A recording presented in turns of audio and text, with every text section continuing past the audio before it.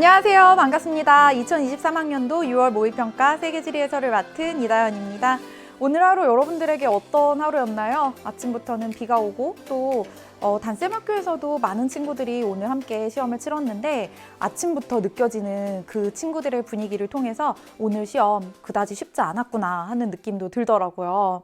단쌤도 이 수험 생활을 쭉 돌이켜보면 딱 이맘때 6월 모의평가를 치르고 나서가 가장 크게 슬럼프에 빠졌던 시기였어요. 그래서 나는 이 교사라는 꿈에 과연 다가갈 수 있을까? 자꾸 멀어지기만 하는 거 아닌가? 분명 하루하루 게으르게 살지 않고 열심히 노력했는데 왜 자꾸 성적은 오르지 않을까? 굉장히 많이 힘들어하고 절망하기도 했었는데요.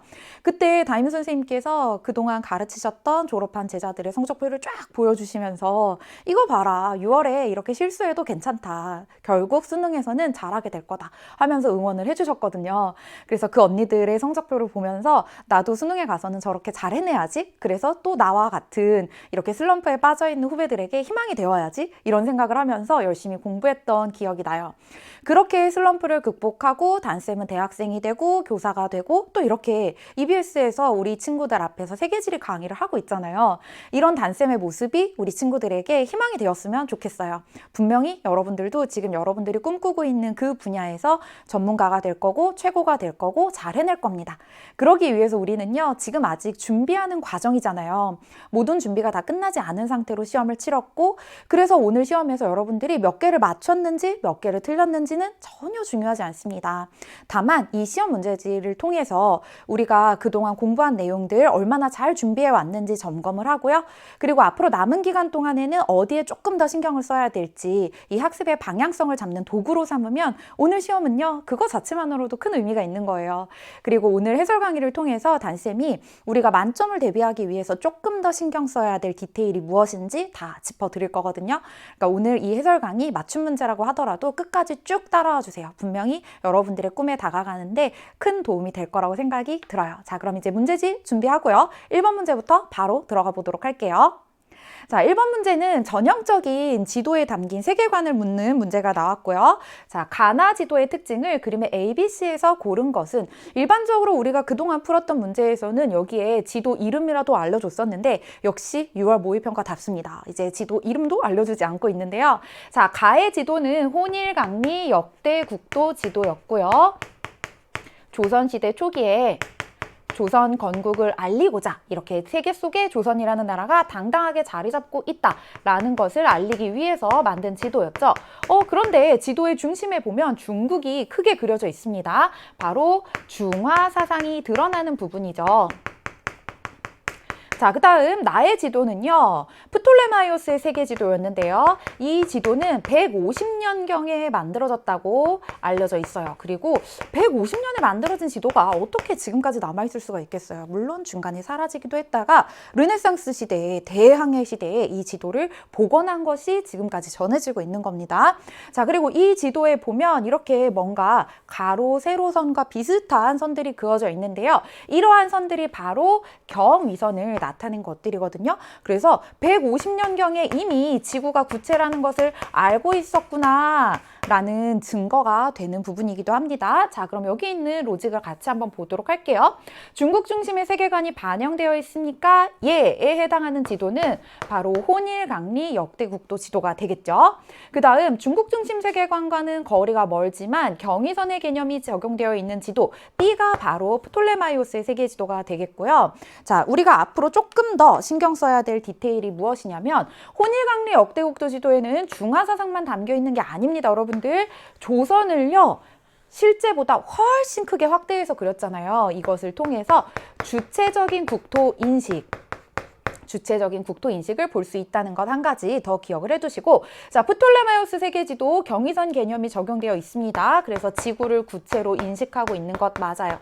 그런데 이 경선 위선의 개념이 굉장히 정확하냐? 그렇진 않습니다. 어느 정도는 자의적이고 임의적으로 그려져 있고, 그래서 지도의 외곽으로 갈수록 대륙이 확대되고 왜곡되어서 그려져 있는 모습이 나타나고 있죠. 자, 요 정도로 이 지도의 중요한 부분들 같이 정리해봤고요. 이번 문제로 넘어가도록 할게요.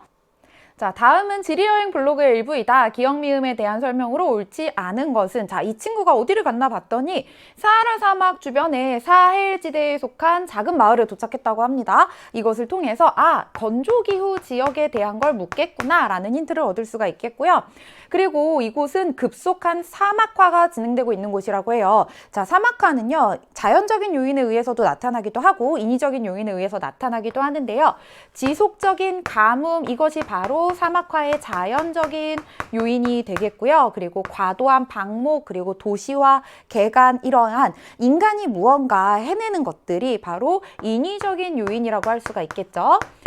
자, 그래서 1번 기역은 지속적인 가뭄과 과도한 방목이 주요 원인이다. 이것은 맞는 설명이고요. 최근에는 인위적인 요인의 영향력이 훨씬 더 커져가고 있습니다. 자, 그 다음 이러한 사막화를 해결하기 위해서 그레이트 그린 월 프로젝트가 진행되고 있는데요. 이것의 주된 활동은 나무를 심는 거죠. 여러분들 이름 속에 정답이 다 있습니다. 거대한 녹색 장벽, 녹색 장벽이 바로 숲을 의미하는 거고요. 이렇게 숲을 만드는 과정에서 일자리가 늘어나고 경작지가 조성되고 사막화가 예방되고 또 해결이 되는 효과들이 나타나고 있어요. 그래서 2번도 맞는 설명이었고요. 자, 이제 두 번째 여행에 대해서 살펴볼게요. 테헤란은요, 이란의 수도입니다. 그리고 여기 작은 도시에 도착을 했대요. 거리를 한참 걷다가 바드기르가 있는 이슬람교 신자의 집을 방문했대요. 그래서 테헤란, 이슬람교 이러한 것들을 통해서 이 지역도 건조기후 지역이겠구나 하는 힌트를 얻을 수가 있겠고요. 그리고 이 바드기르는요, 실내 공기를 정화하고 온도를 조절하는 시설, 천연 에어컨이라고 볼 수가 있겠죠. 그래서 이 공기가 위에서 쭉 들어와서 이 냉각 탑을 지나면서 지하 수로 부분을 지나게 되면서 시원해진 공기가 이 실내를 깨끗하게 만들고 모래바람을 정화시키는 시설이고요. 바드기르에 대한 설명 맞죠? 자, 그 다음에 전통 요리를 대접받았다고 하는데요. 이 지역이 지금 건조한 기후 지역이고 이슬람교 신자의 집을 방문했어요. 근데 여기서 돼지고기를 주 재료로 한 음식을 제공했다? 뭔가 말이 안 되겠죠, 여러분들. 이슬람교 지역은 대부분 물이 부족한 지역이다 보니까 이 환경에 적합하지 않은 돼지를 먹는 것을 금기시했잖아요. 그래서 옳지 않은 것은 4번이었고요. 그리고 5번, 지하 관계수로의 대표적인 예로는 카나트가 있다. 자, 이런 게 최근에 조금 어렵게 문제를 만드는 유형이거든요. 그러니까 기본 개념을 숙지하고 있고 기본 개념과 관련된 용어들을 숙지하고 있어야 풀 수 있는 문제들이 나오고 있으니까요. 이런 기본적인 용어들은 기억을 해주는 게 좋겠습니다. 자, 그 다음 3번 문제로 넘어가 볼게요. 자, 3번 문제는요, 이렇게 다양한 기후 지역들 그리고 다양한 지형 지역들을 지금 섞어놓은 문제를 볼 수가 있어요.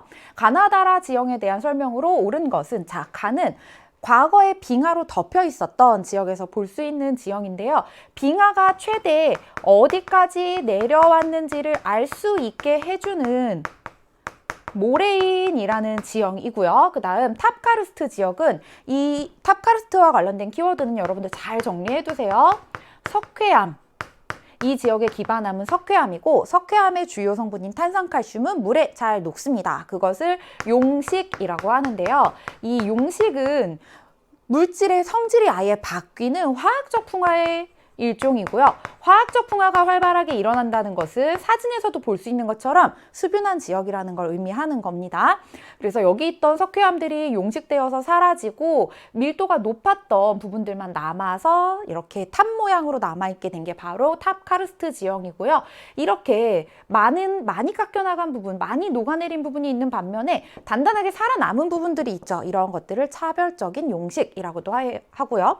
그 다음 다의 뷰트도요. 여러분 여기서 우리 약간 상상력이 필요합니다. 여기도 이렇게 지층이 다 쌓여 있었던 곳이에요. 근데 여기 다 어디 갔을까요? 지금 단쌤이 빗금치는 이곳들에 있던 지층들은 이곳을 흐르던 하천, 빗물, 지하수와 같은 것들에 의해서 깎여 나간 겁니다.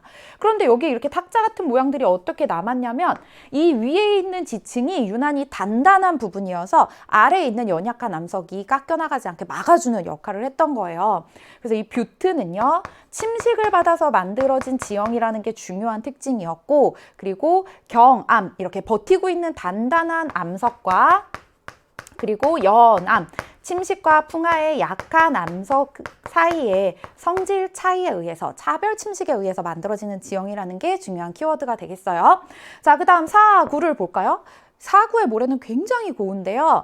왜냐하면 여기 있는 모래들은 바람에 날려서 이동하다가 쌓인 거예요. 그렇기 때문에 입자가 굉장히 작고 고운 물질들이라고 할 수가 있겠죠. 자, 이렇게 지형에서는요, 특히 건조기후 지역에서 볼 수 있는 지형들은요, 무엇에 의해서 만들어졌는지, 그리고 침식 지형인지 퇴적 지형인지 구분하는 게 중요해요. 자, 이제 1번부터 같이 볼게요. 가는 빙하의 침식에 의해 형성된 지형이다. 자, 빙하랑 관련이 있는 건 맞아요. 하지만 빙하의 최대 범위를 추론할 수 있게 해주는 빙하 퇴적 물질이 쌓여있는 지형이에요. 그래서 이 부분이 옳지 않은 설명이었네요. 그 다음 2번, 나는 용암이 굳어 형성된 급경사의 지형이다. 이것도 옳지 않은 설명이죠. 용암과 관계 없습니다. 자, 그 다음 3번 볼까요? 자, 이 3번 보기 정말 좋은 보기였고요. 가는 라보다 구성물질의 분급이 불량하다. 자, 분급이 뭐냐면 큰 물질끼리 작은 물질들끼리 서로 떨어지는 것을 분급이라고 하는데요. 자, 모래이는요, 빙하가 다양한 물질들을 끌고 가다가 빙하가 녹아서 사라지면서 우리 눈에 드러나게 된 지형이에요. 그래서 여기 있는 다양한 크기의 자갈, 돌멩이, 모래, 흙 이런 알갱이들이 서로 분급이 될 시간적인 여유가 많지 않았겠죠. 그래서 다양한 물질이 섞여 있고 그것을 분급이 불량하다라고 표현을 하는 건데요. 자, 라의 지형은요, 사구, 모래 언덕이고 바람에 의해서 날린 물질이 퇴적되어서 만들어진 거니까 얼마나 고운 모래들이 퇴적이 돼서 만들어졌겠어요. 상대적으로 분급이 양호하겠죠. 그래서 3번 맞는 설명이 되겠습니다. 자, 그 다음 4번 볼까요? 다는 나보다 화학적 풍화작용을 많이 받았다. 자, 이 탑카르스트가 바로 화학적 풍화작용의 대표적인 사례잖아요. 옳지 않은 설명이었고요. 5번 같이 볼게요. 다와 라는 주로 퇴적작용에 의해 형성된다. 라는 퇴적에 의해서 형성되는 거 맞아요. 하지만 뷰트는 침식에 의해서 형성되는 지형이었습니다. 그래서 3번 문제 정답은 3번이었고요. 자, 이제 4번으로 넘어가 볼게요. 다음 글의 가나 도시를 지도의 A, D에서 고른 것은 사실 단쌤이 어제도 수능 완성 강의를 촬영했고 수능 완성 강의를 촬영하면서 강조했던 게 이렇게 이 지역에 대한 기본 지식을 가지고 있는 상태에서 지도에서 위치를 찾는 문제들이 앞으로 더 많이 나올 것이다 라고 강조했었거든요. 근데 이 문제도 마찬가지예요. 여러분들이 이 딱 텍스트를 보는 순간 헐, 내가 이렇게 다양한 지역에 관련된 이슈를 다 알아야 돼? 라고 긴장했을 수 있어요. 근데 문제 속에 항상 정답이 있고요. 문제 속에 항상 힌트가 숨어 있습니다. 그렇게 여러분들 문제 풀다가 당황하고 마음이 답답할 때는 심호흡 크게 하고요. 나는 잘할 수 있다 생각을 하고 다시 한번 보세요. 이 속에 숨어 있는 단서들이 보다 더 눈에 잘 띌 건데요. 자, 한번 쭉 같이 읽어볼게요. 가 지역은요, 세계적인 패션 업체의 본사들이 입지한 패션 산업의 중심지래요. 우리가 패션 산업의 중심지 세계지리에서 공부한 거 그다지 많지 않습니다. 자, 그리고 이 도시가 속한 이 롬바르디아주 이런 걸 이제 보는 거 여러분들은 답답했을 텐데 이건 그냥 넘어가도 괜찮은 내용이었고요. 그래서 이 북부 지역은 남부 지역과 경제적인 격차가 크대요. 그래서 경제적 격차로 인한 갈등이 있는 지역 중에 하나겠구나라는 힌트를 얻을 수가 있었고, 자, 이탈리아 중앙 정부로부터 분리 독립 운동이 있었고 이를 파다니아 운동이라고 부른다. 파다니아 지역이네요. 그리고 다 알려줬어요, 여러분들. 이탈리아에 있는 지역이고 북부 지역이 남부 지역과 경제적 격차가 크다. 그럼 이탈리아 북부 지역을 골라주면 되겠죠? 자, 그 다음 나도 마찬가지인데요. 에스파냐 프로축구 리그에서 엘클라시코는 나와 마드리드를 연고로 하는 두 팀 간의 라이벌 경기를 말한다고 합니다. 그래서 축구 모르는 친구들은 내가 축구까지 알아야 되나, 축구팀도 알아야 되나 하고 생각을 했을 텐데 전혀 아니에요, 여러분들. 조금 더 읽어보면 여기 단순히 스포츠를 넘어서 두 지역 간 갈등의 역사를 반영하고 있다. 어떤 갈등이냐면요. 나가 속한 카탈루냐 지방은 고유한 언어와 문화를 가지고 있고 이 지역의 주류 사회와 다른 언어, 다른 문화적인 특징, 다른 역사적인 특징을 가지고 있구나 하는 걸 눈치챌 수가 있겠고요. 다른 지역과 경제적 격차가 커서 분리 독립을 요구하고 있대요. 그러면 여러분들 그런 지역을 골라주면 되겠고 여기에 또 어마어마한 힌트가 있었어요. 에스파냐 프로축구 리그. 에스파냐에서 다른 지역과 다르게 독특한 언어와 문화적 특징을 가지고 있는 곳을 골라주면 되겠죠. 자, 그런데 이 문제는 그래도 다행이었습니다. 왜요?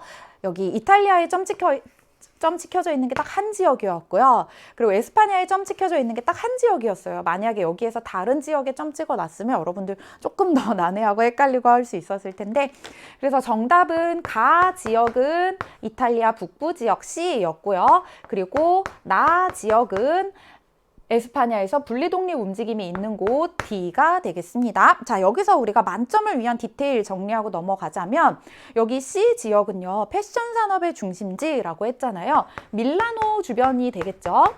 자, 그리고 여기 D 지역은요, 사실 에스파냐에서 분리독립 움직임이 있는 곳이 두 군데가 있죠. 그리고 이 두 군데는 맥락이 비슷합니다. 역사적인 차이, 그리고 언어의 차이, 문화의 차이. 두 군데가 바로 어디냐면 요 두 지점인데요. 위치를 딱 보면 여기는 잘 살 수밖에 없는 위치예요. 왜? 다른 지역들과 연결되는 바다를 가지고 있는 지역이었으니까요. 그래서 여기 우리가 문제에서 풀었던 D 지역이 바로 카탈루냐 지역이고요. 카탈루냐인들이 카탈루냐어를 사용하는 지역입니다. 또 비슷한 맥락으로 분리주의 움직임이 있는 곳, 이곳은 바로 바스크. 자, 이렇게 정리하면 되겠고요. A 지역과 B 지역은 오답이고, 그리고 이 두 지역의 위치를 묻는 문제가 거의 나오지는 않는데요. 그래도 궁금했던 여러분들을 위해서 A는 노르웨이고요. 만약에 이 위치가 나온다면 IT 산업, 첨단 산업 중심지와 관련해서 나올 수 있겠죠. 노르웨이의 오슬로 주변이 되겠고요. B는요, 여기 있는 나라만 알아두면 되겠습니다. B는 폴란드. 이렇게 정리하고 넘어가도록 할게요. 자, 5번입니다. 그래프의 ABC 종교에 대한 설명으로 옳은 것은 단 ABC는 각각 불교, 이슬람교, 크리스토교 중 하나임. 그리고 이 세 종교는 모두 다 보편 종교에 해당하는 주요 종교들이죠. 자, 그리고 이 중에서 불교는요, 대부분의 신자들이 아시아에 분포하고 있잖아요. 자, 그래프의 ABC 중에서 신자의 대다수가 아시아 태평양 지역인 거, 여기 아시아 태평양 지역이라고 나누는 이유는요, 아시아와 그리고 오세아니아 지역을 합해서 이렇게 그래프를 작성하는 거고요. 그래서 A가 바로 불교가 되겠습니다. A가 불교라는 거, 아시아 태평양 지역의 비중이 높다는 걸 통해서 바로 찾을 수 있었고요. 자, 그 다음에 B 종교는요, 신자의 대부분이 아시아 태평양 지역인데요. 그 다음에 더 눈에 띄는 게 바로 여기죠. 서남아시아, 북부아프리카 지역의 비중이 굉장히 높다는 거. 이 지역들 대부분 건조기후 지역이잖아요. 그래서 이슬람교라는 걸 또 찾아줄 수가 있었고요. 자, 이 세 번째 C 그래프는요, 대부분의 지역에서 신자 수가 고르게 많이 분포하고 있는 모습을 알 수가 있어요. 그래서 이 우리가 세계지리에서 공부하는 세계 주요 종교들 중에서 신자 수가 가장 많은 종교, 크리스교구나, 이렇게 찾아줄 수가 있었습니다. 그럼 이제 보기 1번부터 같이 살펴보도록 할게요. 자, A는 민족 종교이다. 아니죠. 여기 있는 세 종교는 모두 다 보편 종교입니다. 보편 종교는 그냥 세계인 누구에게나 포교하는 이런 종교죠. 자, 그 다음 B는 남부아시아에서 기원한 종교이다. 이렇게 종교의 기원지를 도시 이름을 묻기도 하고요. 그리고 나라 이름을 묻기도 하고 대륙 이름을 묻기도 해요. 그래서 수능 개념에서부터 단쌤이 이 종교의 기원지는 정말 잘 기억해달라고 강조했었는데요. 여기 있는 이슬람교와 크리스트교의 기원지는 모두 다 서남아시아가 되겠습니다. 남부아시아에서 기원한 종교는요, 불교, 그리고 힌두교가 되겠죠. 그래서 2번도 옳지 않은 설명이었어요. 그 다음 3번 C의 대표적인 종교 건가는 모스크이다. 모스크는요, 이슬람교 사원을 의미하는 대명사처럼 쓰이고 있어요. 이슬람교의 이 사원의 둥근 천장 모양을 모스크라고 하죠. 그래서 옳지 않은 설명이고요. 자, 4번 보기, 이것도 정말 자주 나오는 내용인데요. 여러분들 발생 시기 항상 헷갈리죠? 이거 딱 정리해 드릴게요. 우리가 지금 2022년을 살고 있잖아요. 그 이유가 바로 크리스트교에서 예수의 탄생으로부터 2022년이 지난 겁니다. 그래서 기원이 되는 종교가 바로 크리스트교고요. 기원 전부터 만들어진 종교가 바로 불교예요. 인도의 고대 종교에 대해서 이제 반기를 들면서 등장한 종교 불교가 되겠고요. 기원 후 등장한 종교가 바로 이슬람교가 되겠습니다. 이렇게 정리하면 절대 까먹지 않겠죠. 그리고 힌두교는 어디에 속하냐고요? 힌두교의 발생 시기를 묻는 문제는 나오지 않습니다. 왜냐하면 발생 시기를 특정하기가 어렵기 때문에 그래요. 그래서 A는 C보다 발생 시기가 이르다. 이게 바로 옳은 설명이었어요. 정답 4번이고요. 5번 전 세계 신자 수는 크리스트교 신자 수가 가장 많고 그 다음 이슬람교, 그 다음 불교 순서인데요. 이렇게 된 데에는 사실 맥락이 다 있죠. 하지만 우리가 시험 볼 때 정말 생각이 안 난다. 그러면 여기에 딱 집중하면 됩니다. 글자 수 순서대로 그리스도교, 이슬람교, 힌두교, 불교 순서대로 신자수가 많아요. 그래서 5번도 옳지 않은 설명이었습니다. 자, 이제 6번으로 넘어가 볼게요. 이번에는요, 지리정보와 관련해서 입지 선정하는 문제가 아니라 지리정보의 그 기본 개념 자체를 묻는 문제가 나왔어요. 그래서 자주 나오지 않았던 유형의 문제이지만 한 번 나오면 이렇게 여러분들을 또 혼란스럽게 만들 수 있으니까 우리 항상 기본 개념 공부에 충실해야겠습니다. 자, 다음 글의 기역 리을에 대한 사례로 옳은 것만을 보기에서 있는 대로 고른 것은 이었어요. 여러분들 이런 것도 조심해야 되겠죠. 있는 대로라는 게 발문에 있으면 보기 구성이 2개 혹은 3개로 다양하게 나오니까 이런 유형에 꼭 여러분들 함정에 빠지면 안 됩니다. 자, 지리정보의 구성 요소에는 공간정보, 속성정보, 관계정보가 있는데요. 공간정보는 무엇을 나타내는 정보냐면 바로 위치나 형태를 나타내는 정보예요. 그래서 지금 단쌤이 강의를 찍고 있는 이 EBS 스튜디오는 대한민국 경기도 일산에 있다. 이게 바로 공간 정보가 되겠고요. 속성 정보는 뭐냐면 이 EBS에는 몇 명의 직원들이 있고 여기에는 수능교육부라는 부서가 있고 이런 게 바로 이 공간이 가지고 있는 특성에 대한 정보, 속성 정보가 되는 거거든요. 그 다음 관계 정보는 뭐냐면 이 경기도 일산에 위치한 이 EBS 스튜디오에서 찍는 강의가 전국에 있는 여러분들에게 퍼지고 있잖아요. 이곳은 그럼 대한민국 교육의 중심지라고 할 수가 있겠네요. 이렇게 이 장소가 다른 장소와 맺고 있는 관계에 대한 정보가 바로 관계 정보예요. 그런데 여기 기억의 보기를 한번 볼까요? 이집트 카이로의 인구 규모, 이것은 위치나 형태와 관련된 공간 정보가 아니라 속성 정보에 대한 이야기죠. 그래서 옳지 않은 설명이었습니다. 자, 그 다음 인공위성을 이용한 원격 탐사 기술이 최근에 많이 활용이 되고 있는데요. 자, 니은번은 전형적인 원격 탐사의 장점을 활용한 지리정보 조사 사례라고 볼 수가 있겠는데요. 자, 남극 대륙, 인간의 접근이 힘든 곳이죠. 인간의 접근이 힘든 곳, 접근성이 낮은 곳에 대한 정보를 얻을 때 굉장히 좋고요. 원격 탐사는 그냥 위성사진으로 촬영만 하면 되니까요. 그리고 빙하 면적의 변화, 주기적으로 정보를 수집하는 경우, 그리고 넓은 지역의 정보를 탐색하는 경우, 이 3가지에 모두 다 부합하는 아주 전형적인 원격 탐사 사례라고 할 수가 있겠어요. 그래서 니은번은 맞는 설명이었습니다. 자, 그 다음 지리정보 시스템은 다양한 방법으로 수집된 지리정보를 컴퓨터로 분석하는데요. 멕시코시티 내의 자동차 공장 최적 입지 선정을 위한 중첩 분석, 이게 바로 우리가 그동안 풀었던 입지 선정 문제들 있죠. 조건에 맞는 대로 3점, 2점, 1점 부여해서 가장 최적의 장소 찾아내는 거, 바로 지리정보 체계의 아주 전형적인 사례라고 할 수가 있겠어요. 자동차 공장의 최적 입지 선정을 위해서는 일단 인구 밀도가 높은 곳, 그리고 사람들의 임금이 조금 낮은 곳, 이러한 것들과 관련된 지도를 중첩해서 최적의 입지를 찾아낼 수가 있겠죠. 또 일상생활에서도 널리 활용되고 있는데요. 거기에 대한 사례로 영국 런던의 버스 운행 정보 시스템, 우리나라의 웬만한 여러 지자체에서도 운영하고 있더라고요. 몇 번 버스 몇 시간 뒤에 오고 심지어 좌석 상황이 여유로운지 혼잡한지까지 알려주고 있어요. 이런 게 바로 일상생활에서 사용되는 GIS의 사례라고 볼 수가 있겠죠. 그래서 정답은 니은, 디귿, 리을 5번이었습니다. 자, 이제 7번 문제 볼게요. 이것도 전형적인 해안 지형의 특성 묻는 문제였고요. 그림은 유럽을 여행하면서 스케치한 해안 지형의 모식도이다. A부터 D 지형에 대한 설명으로 옳은 것만을 보기에서 고른 것은, 자, 그리고 A, D는 각각 사주, 석고, 시스텍, 해식동 중 하나임. 단쌤이 항상 문제에 힌트가 있다고 했잖아요. 여기에도 힌트가 있었는데요. 여기 6개 사주라고 이미 알려줬어요. 그래서 여기 이렇게 모래가 이렇게 쌓인 지형은 모래 기둥 사주라고 하는구나 라는 힌트를 하나 얻을 수가 있었고요. 자, 같이 한번 볼게요. 우리 여기도 상상력이 조금 필요한데요. 여기 있는 A는 원래 뒤에 있는 육지랑 한 몸으로 이어진 곳이었을 거예요. 근데 지금 단쌤이 빨간색으로 빗금치는 곳들 어디 갔을까요? 메사랑 뷰트 침식돼서 사라졌던 것처럼 이 지역들도 파도에 의해서 혹은 연안류에 의해서 침식받아서 사라진 겁니다. 그래서 뒤에 있는 육지와 분리된 이 A를 바다에 있는 기둥이라고 해서 시스텍이라고 하고요. 자, B, 이 지역은요. 파도가 계속 집중돼서 치거나 혹은 이곳의 암석이 유난히 연약했거나 그래서 이곳에 침식이 집중되면서 깊게 파여서 만들어진 해식동이라고 할 수가 있겠고요.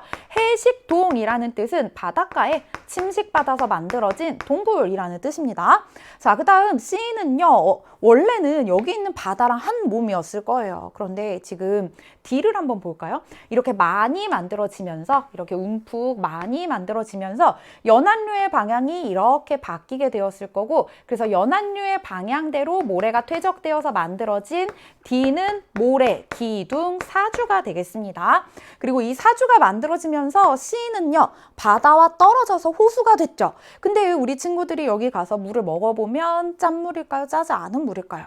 과거에 바닷물이었으니까 짠물이겠죠? 그래서 소금기가 있는 호수, 석호라고 부르는 겁니다. 자, 그럼 이제 보기 같이 볼까요? 자, 조류의 퇴적으로 형성된 지형은 우리가 세계지리에서 공부하는 지형 중에 갯벌밖에 없어요. 그리고 이 A 지형 자체가 퇴적이 아니라, 조류의 퇴적도 아니라 파랑과 연안류의 침식으로 인해서 만들어지는 지형이 되겠죠. 그 다음 니은번 B는 파랑의 차별 침식으로 형성된 지형이다. 맞는 설명이죠. 자, 차별 침식 별거 아니고요. 많이 깎이고 적게 깎이고 똑같은 지역인데 이 침식량의 차이가 있을 때를 차별 침식이라고 하는 거예요. 자, 그 다음 디귿 C는 화산 폭발로 물이 고여 형성된 호수이다. 여기 지금 바닷가고요. 석호예요. 그래서 화산과는 전혀 관련이 없습니다. 그 다음 D는 주로 모래가 퇴적되어 발달하였다. 자, 이름에 이미 모래가 들어가 있잖아요. 모래 사자, 모래가 쌓여서 기둥 모양이 된 것. 그래서 정답은 니은, 리을이 되겠네요. 자, 이제 8번 문제로 넘어가 보도록 할게요. 그래프는 세 지역의 월평균 기온과 누적 강수량을 나타낸 것이다. 가나다 지역에 대한 설명으로 옳은 것은, 이 문제 여러분들 꽤나 어려웠을 것 같아요. 누적 강수량 나오면 많은 친구들이 어려워하는 데다가 여기 지금 눈금을 보기에는 이 눈금 하나당 간격이 500mm로 굉장히 컸기 때문에 여러분들이 이 자료를 보면서 여기 강수량에서 도대체 어떤 특징이 있는 거야 파악하는데 시간을 조금 많이 썼겠구나 하는 생각이 들더라고요. 자, 먼저 우리 이렇게 기후 그래프 나오면 항상 지도가 같이 나왔잖아요. 근데 이 문제가 어려웠던 이유는요, 또 지도가 없었어요. 이번 시험의 특징이 지도가 많이 나오지 않았다는 거예요. 그러면 이제 지도가 중요하지 않은 거냐? 그건 아니고요. 오히려 중요해지는 거예요. 그러니까 우리 친구들 머릿속에 지도가 이미 탑재되어 있다고 전제를 하고 문제를 내는 거예요. 그래서 여러분들은 앞으로 공부를 할 때 이렇게 기후 그래프를 보면서 이 지역은 서한해양성 기후네, 이 지역은 대륙 동안의 온대 기후네, 거기에서 그치지 말고 그 지역들이 여러분들 머릿속에 딱 떠오를 수 있어야 돼요.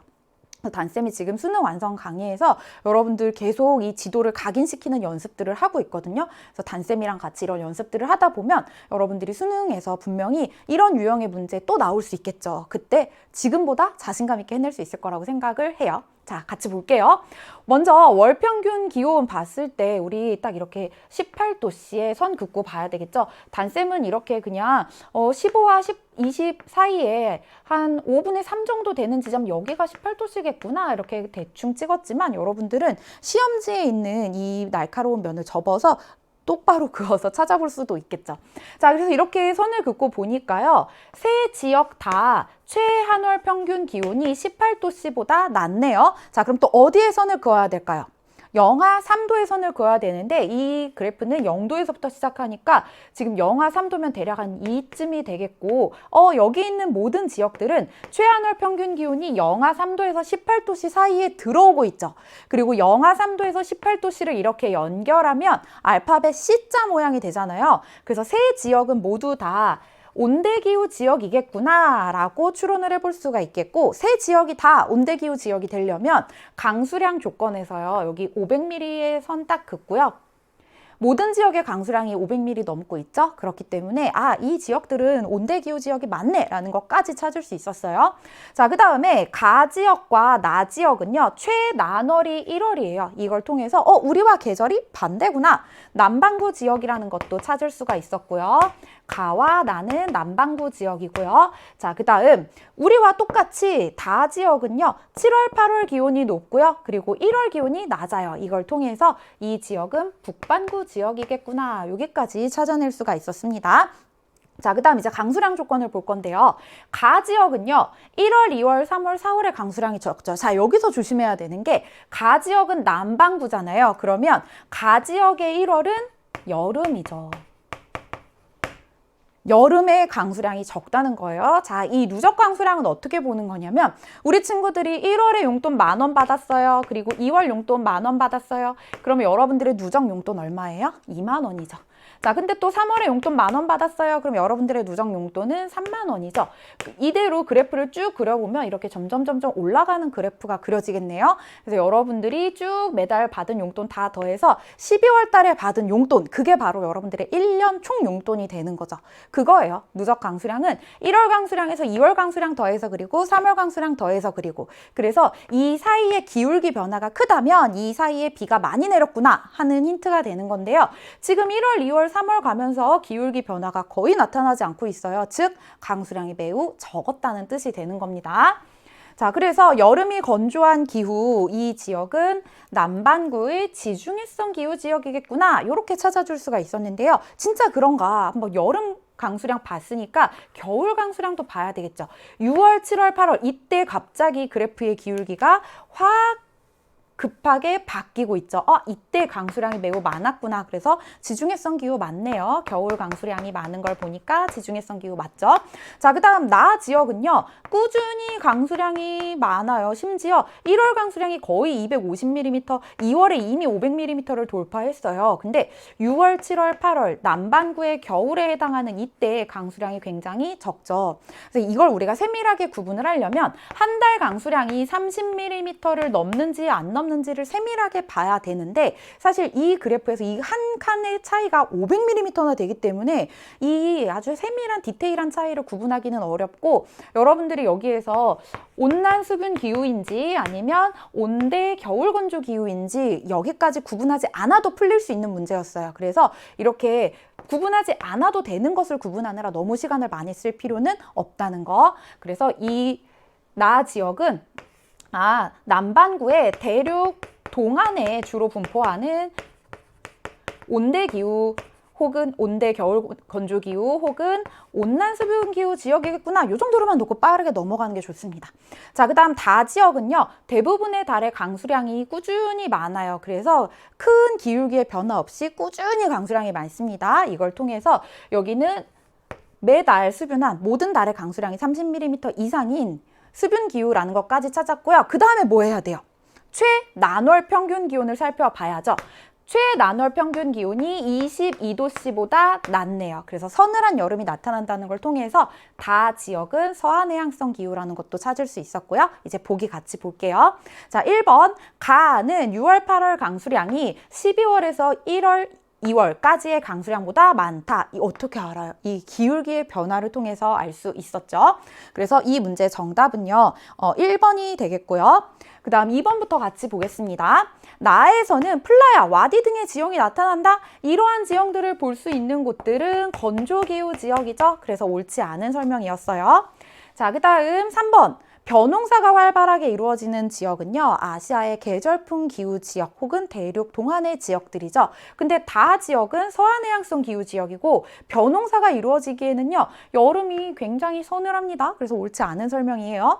자, 그 다음 가와 나는 모두 열대기후에 해당한다? 아니죠. 가와 나는 모두 온대기후에 해당한다가 맞는 설명이 되겠네요. 그래서 4번도 옳지 않은 설명. 5번 한번 볼까요? 가나다 중에 두 지역은 북반구에 위치한다? 아니죠. 가나다 중에 한 지역만 북반구고 두 지역은 남반구에 위치하고 있습니다. 그래서 8번 문제 정답은 1번이었고요. 자, 이제 9번으로 넘어가 보도록 할게요. 다음 자료에 가나에 해당하는 국가를 지도의 A, B, C, D에서 고른 것은, 자, 각 국가에 거주하는 이주자의 출신 국가별 비율 및 성별 인구가 나왔는데요. 여러분들 정말 놀라운 사실은 이 그래프 우리가 수능 특강에서 봤던 내용입니다. 똑같이 나왔어요. 정말 그대로 똑같이 나왔습니다. 근데 당연히 여러분들은 시험 보다가 이 자료를 보고서 이거 수능 특강에서 내가 열심히 공부했던 건데 라고 생각했던 친구는 당연히 많지 않겠죠. 그래서 앞으로 우리가 공부를 어떻게 해야 될까? 만약에 수능에서 우리가 뻔하게 봤던 수능 특강에 있던 지역이 아니라 새로운 지역이 나온다면 된다면 어떻게 접근을 해야 될까? 그런 접근 방법을 알려드릴게요. 자, 먼저 사람들은요, 인접한 지역으로 이동하는 경향이 크고요. 그리고 두 번째로 전 세계의 인구 이동에 있어서 가장 많은 비중을 차지하는 것은 경제적 이동이에요. 즉 돈을 벌기 위한 더 좋은 일자리, 더 많은 임금을 받기 위한 이동이 많다는 건데요. 그렇기 때문에 대부분의 이동은 개발도상국에서 선진국으로 이동을 하게 됩니다. 만약에 내가 살고 있는 주변에 선진국 국가 혹은 임금이 높은 곳 혹은 양질의 일자리가 있다면 굳이 멀리 있는 선진국까지 가지 않는다는 거죠. 그리고 또 사람이 사는데 필요한 게 뭐예요? 의사소통. 그러기 위해서는 언어가 통해야 되겠죠. 그래서 언어의 동질성이 있는 지역으로 가거나 굉장히 슬프지만 대부분의 개발도상국에서 언어의 동질성이 있는 선진국이란 즉 그 나라를 식민 지배했던 나라들인 경우가 많아요. 그래서 과거에 식민 지배를 했던 나라들로 언어의 동질성 때문에 이민을 가는 경우들이 상당히 많이 나타나고 있습니다. 자, 그래서 여기 지금 각 국가에 거주하는 이주자의 출신 국가별 비율 및 성별 인구를 살펴봤더니요. 일단 인도, 인도네시아, 파키스탄, 방글라데시, 이집트 그래서 대부분 아시아 지역들 그것도 남부아시아, 동남아시아 지역의 국가들이 상당히 많고요. 그 다음에 이집트, 북부아프리카 지역이네요. 그래서 여기는 아마 이 주변에 있는 지역 중에서 양질의 일자리가 있다? 서남아시아의 산유국들 아닐까요? 자, 그리고 여기 성비도 알려줬어요. 성비는 여성 100명당 남성 인구수인데 가 지역은 성비가 굉장히 높습니다. 남성 인구가 훨씬 더 많죠. 남초라는 거 이것을 통해서 여기는 아무래도 건설과 관련된 일자리가 많은 곳이겠구나 추론해 볼 수가 있겠고요. 그 다음에 나 지역은요. 나 지역으로 이주한 사람들은 멕시코에서 왔대요. 그럼 멕시코와 가까운 지역이 아닐까요? 특히 전체 이주민들 중에서 멕시코 이주민이 차지하는 비중 봐요. 어마어마하죠. 그 다음 중국, 인도, 필리핀, 엘살바도르 이걸 보니까 뭔가 태평양 인근의 지역이 아닐까 이렇게 추론을 해볼 수가 있겠죠. 그리고 성비에서 여성이 더 많다는 것은 3차 산업의 비중이 높은 지역이겠구나 이렇게 추론할 수 있는 근거가 되기도 하고요. 자, 그러면 지도를 같이 볼게요. 자, 가 지역에 해당하는 곳은요. 바로 여기 사우디아라비아였고요. 사우디아라비아는 석유를 개발해서 벌어들인 자본으로 요즘에 굉장히 적극적으로 건설 산업을 키우고 있는 지역이죠. 그렇기 때문에 건설과 관련된 일자리가 많고 그래서 남성 노동자의 유입이 많이 이루어지고 있는 지역이고요. 자, 그 다음 멕시코로부터 그리고 엘살바도르로부터 그리고 중국으로부터 인도로부터 필리핀으로부터 인구의 유입이 많았던 나 지역은 바로 C의 미국이 되겠습니다. 자, 필리핀 같은 경우가 바로 3번에 해당하는 경우인데요. 영어를 공용어로 사용하는 나라이다 보니까 언어의 동질성 때문에 미국으로 이주하는 경우가 많겠죠. 자, 이렇게 정리해보면 됩니다. 여러분들, 사람들은 인접한 국가로 가고자 한다. 그리고 돈 때문에 움직인다. 그리고 언어의 공통점이 있다면 그 국가로 가는 것을 선호한다. 그러면 어떤 나라가 나오더라도 여러분들에게 생소한 국가가 나오더라도 다 맞출 수 있습니다. 자, 그 다음 10번 문제 살펴볼게요. 이 문제도요, 여러분들 수능 특강에 그대로 있는 자료였습니다. 정말 변형이 하나도 안 되고 그대로 나왔거든요. 자, 가나다라 경제블록에 대한 설명으로 옳은 것은 단 가나다라는 남아메리카 공동시장 메르코스르라고도 하죠. 그리고 동남아시아 국가연합 아세안이고요. 미국, 멕시코, 캐나다 협정은 미국, 멕시코, 캐나다 협정 USMCA라고 하죠. USMCA. 그리고 유럽연합 EU라고 하죠. 자, 역내 총생산액 먼저 살펴볼게요. 이거 단쌤이 이 그래프 수능 특강 그리고 수능 개념에서 보면서 항상 역내 총생산액 1인 지역경제 블록 그리고 인구 1인 지역경제 블록 그리고 역내외 무역액에서 역내 무역액의 비중이 높은 경제 블록 꼭 기억해달라고 정말 여러 번 강조를 했었는데요. 이런 식으로 문제가 나와요. 그리고 이렇게 그래프를 직접적으로 주지 않더라도 이러한 내용들을 바탕으로 추론하게 하는 유형의 문제는 앞으로도 정말 많이 나올 거거든요. 자, 근데 이거 여러분들 외워서 해결할 수 없습니다. 외우면 분명히 여러분들 그 수능 시험장의 현장에서 여러분들 긴장했을 때 헷갈리고 오히려 더 불안해질 수 있어요. 그래서 담임쌤은 여러분들이 기억할 수 있는 포인트를 짚어주려고 하는데요. 역내 총생산액이 뭐냐면 이 지역에서 만들어진 재화와 서비스의 총합이에요. 근데 이 나 경제블록 같은 경우에는요. 전 세계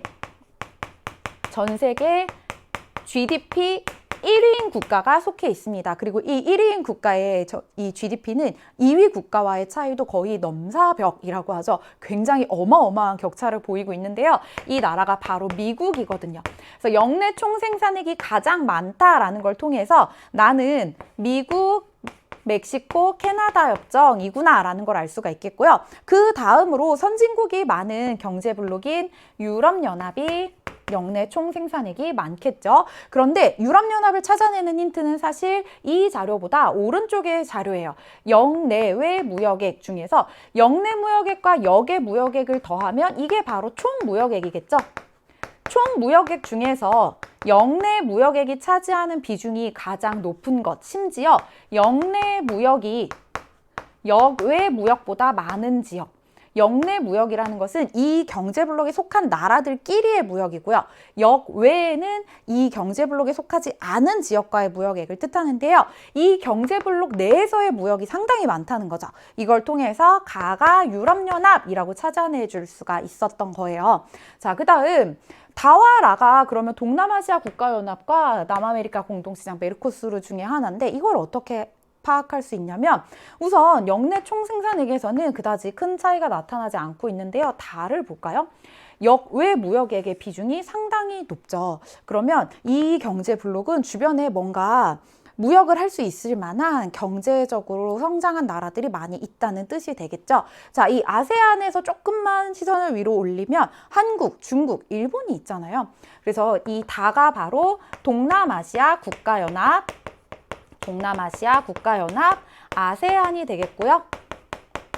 그리고 라가 바로 여기 남아메리카 공동시장 메르코스루가 되겠습니다. 그리고 여러분들 남아메리카 공동시장은 항상 함정에 빠지면 안 되는 것, 이름만 공동시장이라는 거예요. 자, 1번부터 볼게요. 가는 북아메리카 자유무역협정을 개정한 경제블록이다. 이것은 USMCA 미국, 멕시코, 캐나다 협정에 대한 설명이죠. 2번 나는 가보다 회원국 수가 많다. 자, 미국, 멕시코, 캐나다 협정에 참여한 나라 몇 나라일까요? 미국, 멕시코, 캐나다 3개 나라고요.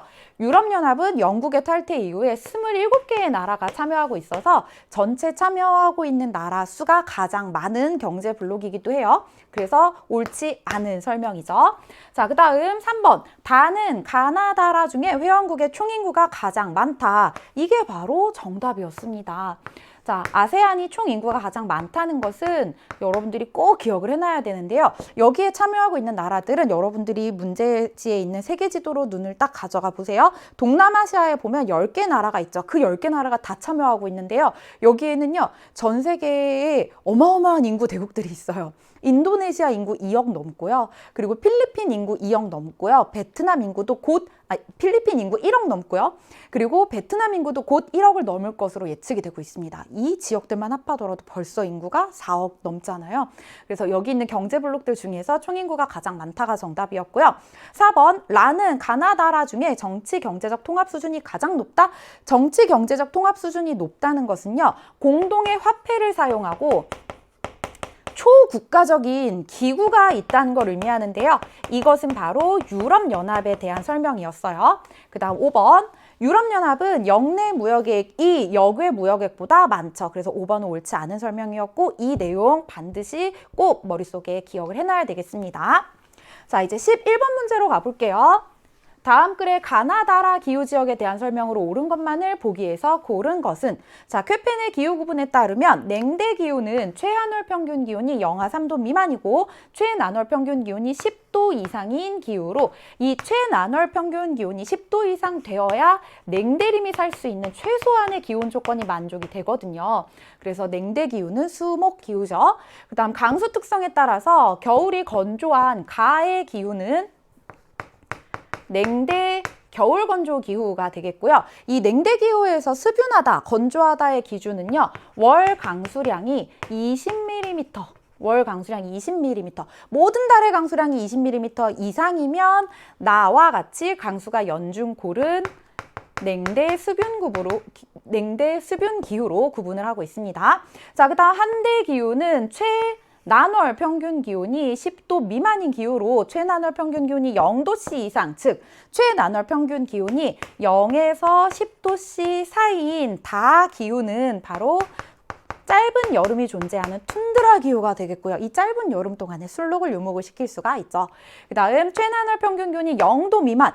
그러면 1년 내내 기온이 0도 미만이면 주변에 다 눈과 얼음밖에 없겠죠? 그래서 라는 빙설 기후가 되겠습니다. 자, 이제 보기 같이 볼게요. 가는 아시아에 비해 남아메리카에 넓게 분포한다. 자, 이래서 이번 문제가 굉장히 어려웠고 우리의 머릿속에, 우리의 마음속에 지도가 있어야지 풀 수 있는 문제였어요.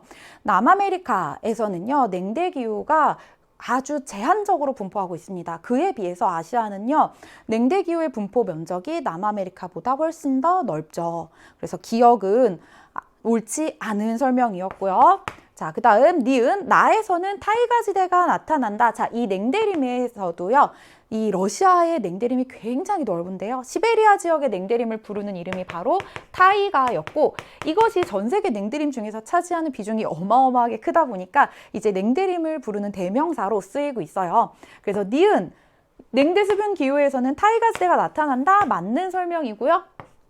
그래서 니은은 맞는 설명. 그 다음 디귿.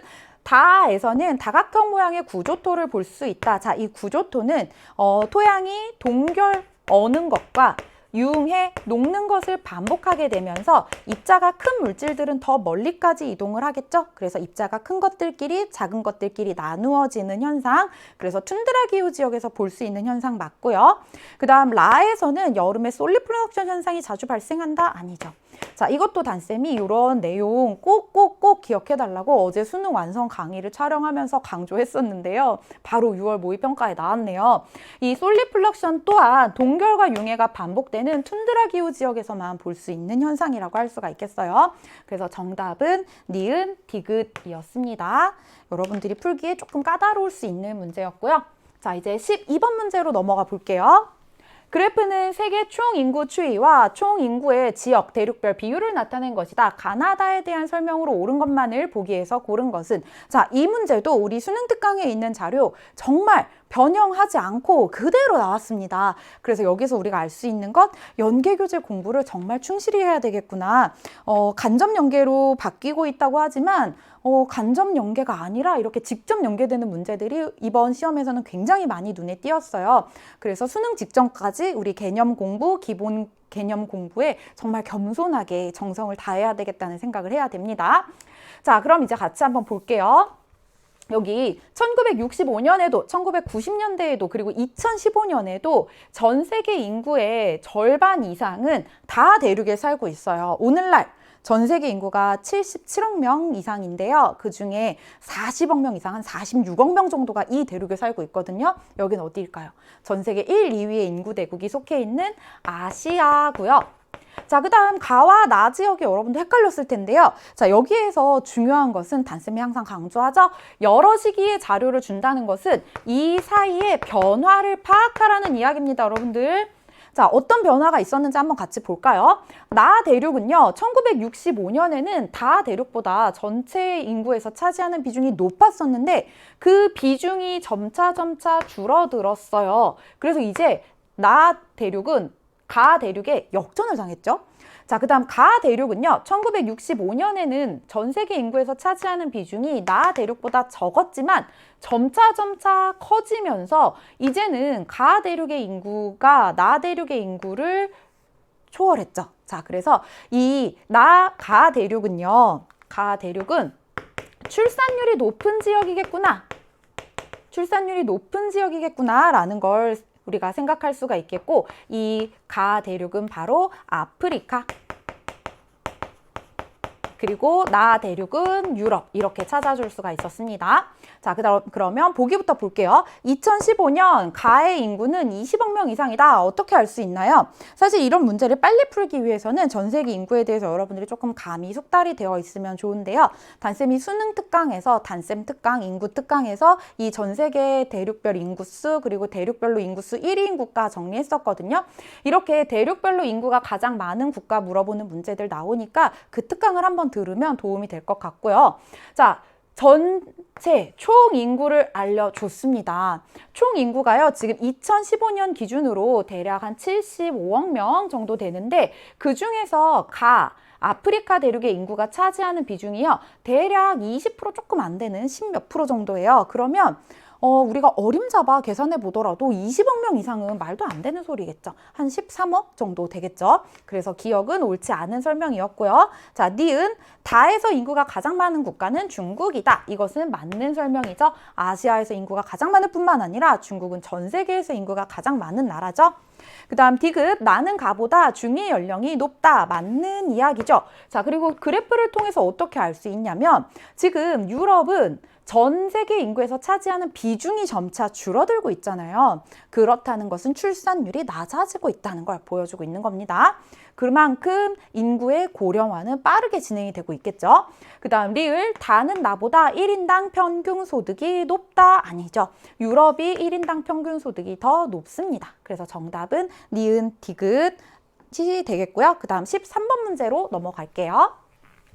자, 그래프는 세 국가의 주요 화석 에너지 자원 A, B, C의 소비량을 변화를 나타낸 것이다. 이에 대한 설명으로 옳은 것은 단, 가, 나는 각각 러시아, 중국 중 하나임. 자, 이 문제를 통해서 우리가 또 얻을 수 있는 교훈이 뭐였냐면, 여러분들 그동안 석탄, 그리고 석유, 그리고 천연가스 생산량, 소비량, 수출량 탑3 국가들 달달달달 외웠죠. 그렇게 외우는 게 통하지 않는다는 걸 보여준 거예요.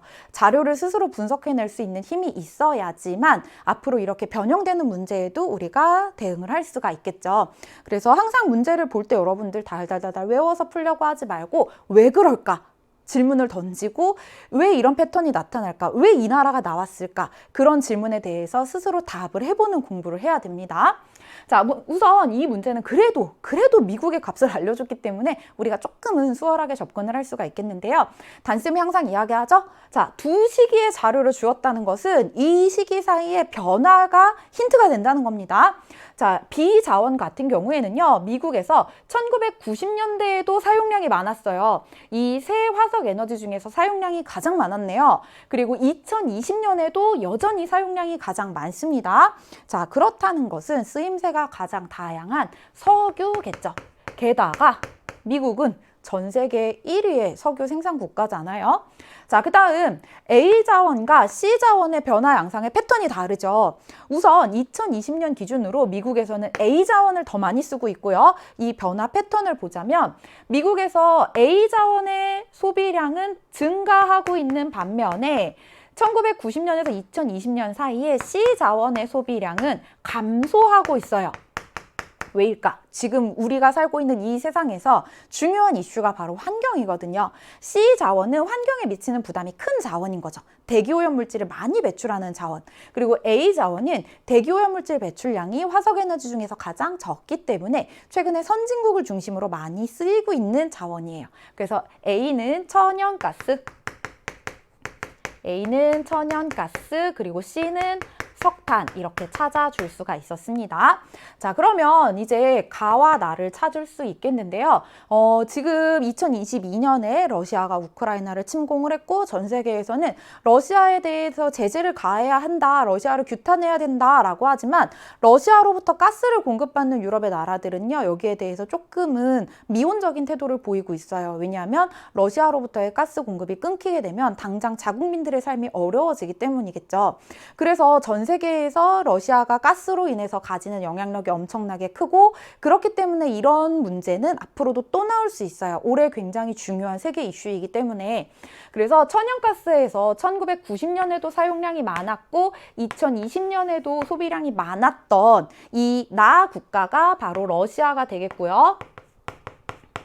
자, 그리고 중국은요, 전 세계에서 석탄을 가장 많이 생산하는 나라예요. 전 세계 석탄 생산량의 거의 절반 가까이를 중국이 생산하지만 인구도 많죠. 그리고 공장도 많죠. 소비량이 워낙에 많아서 석탄을 또 오히려 수입까지 하는 나라입니다. 그래서 여기 세 나라 중에 석탄 소비량이 가장 많으면서 두 시기 사이에 석탄 소비량이 급격히 늘어난 나라, 가가 바로 중국이 되겠네요. 자, 그럼 이제 보기 같이 볼게요. 자, A 천연가스는 언제 상용화되기 시작했냐면 냉동 액화 기술이 만들어지면서부터 상용화되기 시작했어요. 천연가스가 그럼 있다는 건 언제 알았냐면 석유를 개발할 때 이미 알고 있었어요. 왜냐하면 석유 위에 천연가스가 존재하는 곳들이 많았거든요. 하지만 폭발의 위험 때문에 함부로 사용하지 못하다가 냉동 액화 기술이 만들어지면서 안전하게 공급할 수 있게 되면서 상용화가 된 겁니다. 즉 상용화된 시기는 석유가 더 이르다고 볼 수가 있는데요. 이렇게 화석에너지의 상용화 시기 물어보는 문제들 많이 나오죠. 석탄이 가장 이릅니다. 석탄은 산업혁명 시기부터 중요한 동력 자원으로 이용이 되었고요. 자, 그 다음 석유는요. 내연기관의 발명, 산업혁명 이후에 내연기관의 발명 이후에 상용화되었죠. 자, 그 다음 2번 볼게요. B는 C보다 세계 1차 에너지 소비량에서 차지하는 비율이 높다. 맞는 설명이죠. 쓰임새가 다양하기 때문에 그래요. 우리 몸의 70%가 물이라면 우리가 가지고 있는 소지품의 70%는 석유로부터 온 것들입니다. 자, 그 다음 3번 C는 A보다 연소시 대기오염 물질의 배출량이 많기 때문에 최근에 선진국에서는 사용량을 줄여나가고 있는 자원이고요. 그 다음 4번 중국은 러시아보다 1990년 천연가스 소비량이 적다는 걸 알 수가 있겠죠. 그 다음 5번 미국의 석탄 소비량은 1990년에 비해 2020년에 줄어드는 모습을 보이고 있잖아요. 그래서 옳지 않은 설명이 되겠네요. 자, 이제 14번 문제로 가보겠습니다. 그리고 14번 문제가 여러분들 체감 난이도가 굉장히 높았던 문제가 아니었을까 생각이 드는데요. 단쌤이 수능 개념 때도 위도 경도를 통해서 위치 추론하는 문제가 앞으로 엄청난 함정 문제가 될 거다. 그래서 연습을 많이 시켰고요. 수능 특강 때도 연습을 시켰고 수능 완성에서도 연습을 시키고 있는데 우리 이렇게 위도 경도를 가지고서 위치 추론하는 문제가 나오면 문제지 어딘가에는 세계지도가 있거든요. 지금 이 14번 문제 바로 아래에 있는 15번 문제에 있는 세계지도를 단쌤이 가지고 왔어요.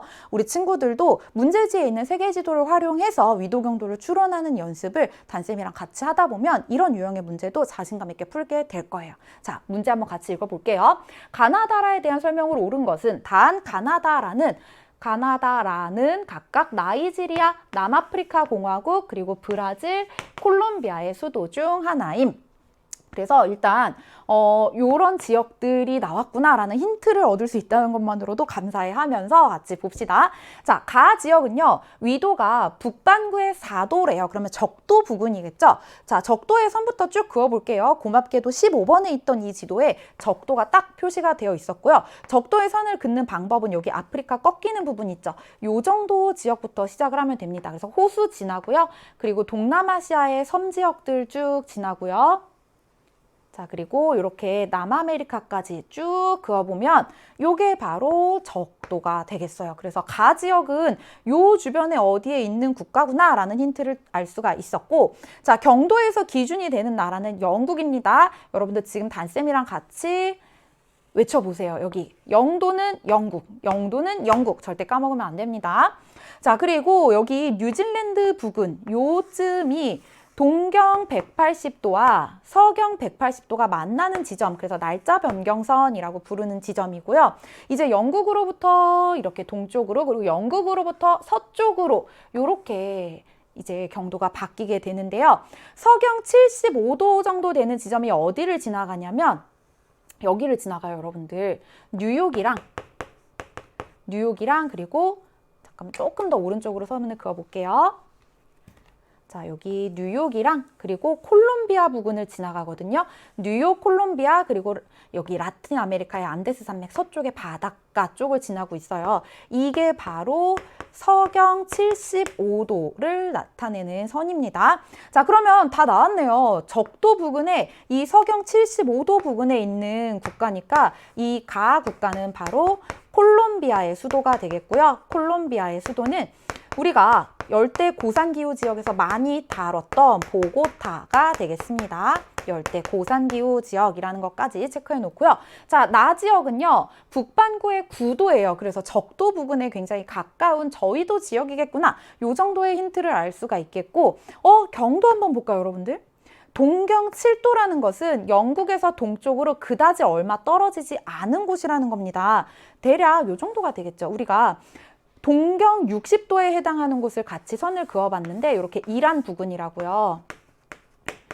그러면 이 사이에 한 6분의 1 정도 되는 지점 대략 그 정도 되겠죠. 그래서 요 정도 지나다 보면 여기 나이지리아였네요. 나는 나이지리아였고 나이지리아의 수도는요. 아부자라고 하는 도시고요.